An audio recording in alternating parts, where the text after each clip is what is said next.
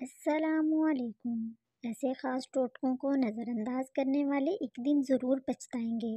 Naan stick پتیلی میں کھانے یا جلنے کے نشان صاف کرنے کے لیے اس میں پانی اور 2 چمچ بیکنگ سوڈا ملا کر ابالیے، پھر دھو کر ہلکا سا تیل لگائیں۔ منہ کی بدبو دور کرنے کے لیے دن میں 2-3 مرتبہ سونف چبا لیا کریں، چند ہی دنوں میں منہ کی بدبو دور ہو جائے گی۔ ہری مرچیں کاٹنے سے پہلے تیل یا گھی ہاتھوں پر اچھی طرح مل لیا جائے تو جلن نہیں ہوتی۔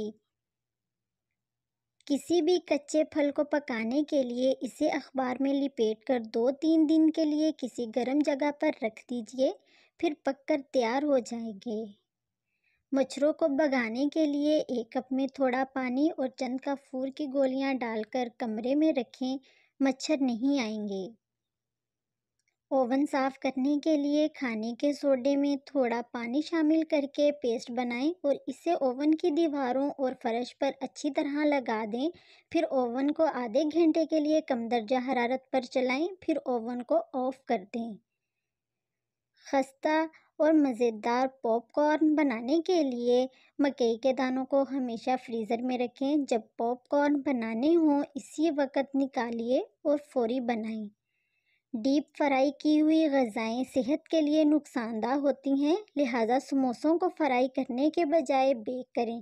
کچے سموسوں کو فریز کر دیں اور جب ضرورت ہو تو 2 گھنٹے پہلے نکال لیں، پھر اوون میں کم درجہ حرارت پر بیک کریں۔ آلو اور پیاز کبھی ایک ساتھ نہ رکھیے کیونکہ اس طرح آلو بہت جلدی خراب ہو جاتے ہیں۔ چاولوں کو کیڑوں سے بچانے کے لیے 1 کلو کچے چاولوں میں 5 گرام سوکھے پودینے کے پاؤڈر ملا کر رکھیں۔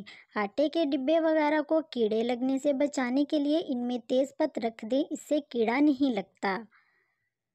اگر آپ ہمارے چینل پر نئے ہیں تو پلیز ہمارے چینل کو سبسکرائب کریں اور ایسی مزید معلوماتی ویڈیوز کے نوٹیفیکیشن کے لیے نیچے دیے گئے بیل آئیکن کو ضرور دبائیں۔ شکریہ۔